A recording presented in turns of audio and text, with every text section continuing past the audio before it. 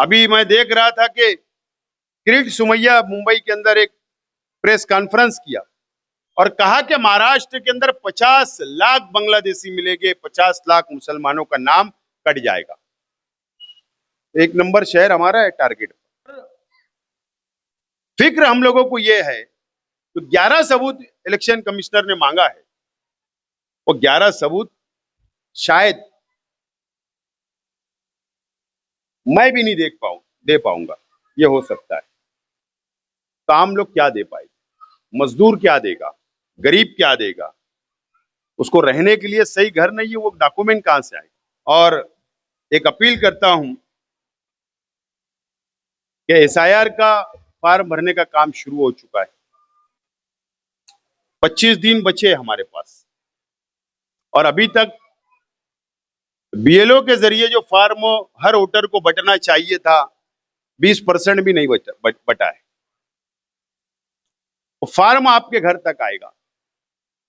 हर voter को form भरना जरूरी है 29 जुलाई तक।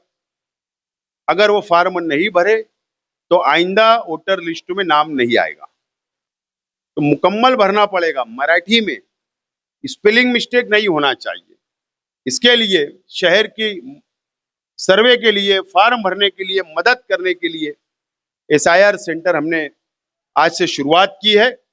और शहर में 38 कल हमारे पास 38 का मैंने डिक्लेयर किया था सेंटर। अभी मजीद मैं सुबह से बैठा था तो उसके अंदर और मैंने 5-7 सेंटर बढ़ाए हैं। जहां भी इस्लाम पार्टी का सेंटर आपको नजर आए, आप वहां पर जाइए, फॉर्म लेकर आप फॉर्म भराइए और वापस वो बीएलओ को आपको देना है ताकि आपका नाम यादी में आए। अब इसके लिए बोलेंगे यार क्या होगा? एक बात समझ लेना, ये सर्वे इतना अहम है। अभी मैं देख रहा था कि किरीट सोमैया मुंबई के अंदर एक प्रेस कॉन्फ्रेंस किया और कहा कि महाराष्ट्र के अंदर 50 लाख बांग्लादेशी मिलेंगे, 50 लाख मुसलमानों का नाम कट जाएगा। एक नंबर शहर हमारा है टारगेट पर। ये मैं कोई सियासी बात नहीं कर रहा हूं।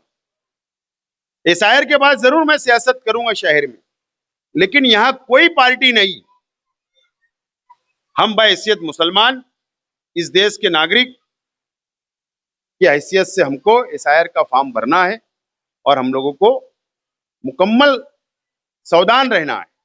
और जो पॉम्पलेट अभी इस्लाम पार्टी की तरफ से आज से बट रहा है, वो आपके पास संभाल के रखिए। सर्वे के बाद जब फॉर्म दिया जाएगा, उसके बाद यादी डिक्लेयर होगी और यादी में आपका नाम नहीं आएगा। यादी में नाम नहीं आएगा तो आपको एक नोटिस आएगी घर पर, और जब नोटिस आएगी तो इसका मतलब आपका नाम नहीं आया। फिर आपसे सबूत मांगे जाएंगे, सबूत मांगे जाएंगे। तो 11 सबूत में से कोई एक सबूत आपको बताना होगा। और फिक्र हम लोगों को यह है तो 11 सबूत इलेक्शन कमिश्नर ने मांगा है, वो 11 सबूत शायद मैं भी नहीं दे पाऊंगा, ये हो सकता है। तो आम लोग क्या दे पाएंगे? मजदूर क्या देगा? गरीब क्या देगा? उसको रहने के लिए सही घर नहीं है, वो डॉक्यूमेंट कहां से आएगा? तो वो भी हमने लिखकर आपको फार्मों में दिया है। तो हो सकता कि अभी फार्म भर दो, फुर्सत पा जाओ, उसके बाद उसकी तैयारी करो कि ये पेपर 11 सबूत में से मैं एक ढूंढ सकता क्या, मैं कहीं से ला सकता क्या, वो तैयारी से लगी है। और अगर नोटिस आ गई तो फिर वो सबूत लेकर वापस हेयरिंग होगी, टेबल लगाएंगी गवर्नमेंट, आपको सबूत लेकर जाना है नोटिस के साथ कि ये मेरा सबूत है, मेरा नाम मत काटो, ये मेरा सबूत है। जब भी आपकी मदद की जरूरत है, मदद हम लोग करेंगे। तो इस तरीके से बहुत हार्ड सर्वे, बहुत फिक्रमंद वाला सर्वे चल रहा है, उसके लिए सबको फिक्र की जरूरत है। मैं तो अपील करता हूं कि एक गली होगी, गली में 50 मकान होंगे, तो 4 तो नौजवान पढ़े लिखे होंगे गली में, किसी के भी घर के हो, पड़ोस के, उनको जमा करिए। किसी के घर के अंदर बैठ के पूरी गली का फार्म इत्मीनान से भरिए। मदद करना पड़ेगी एक दूसरे को, पड़ोसी को मदद करना पड़ेगी, दोस्तों को, रिश्तेदारों को मदद करना पड़ेगी।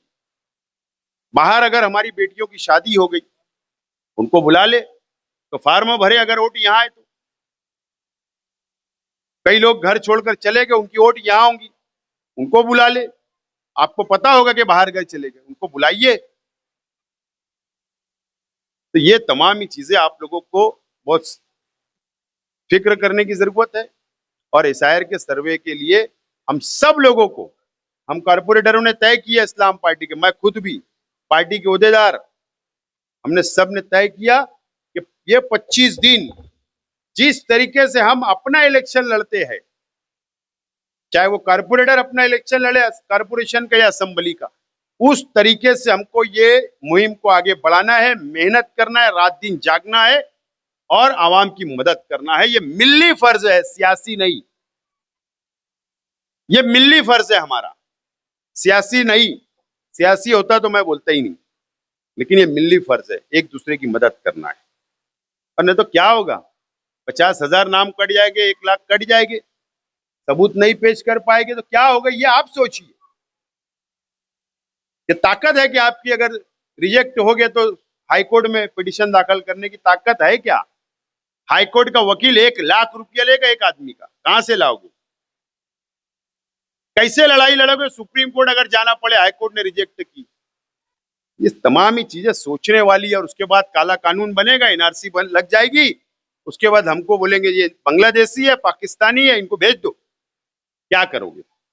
ये तमाम ही चीजें आगे का सोच के आज हमको सावधान होना है। ये अपील करता हूं फिर एक मर्तबा अजवा सोसाइटी के तमाम ही सदर और अरकान को, जिम्मेदारान को मुबारकबाद पेश करता हूं।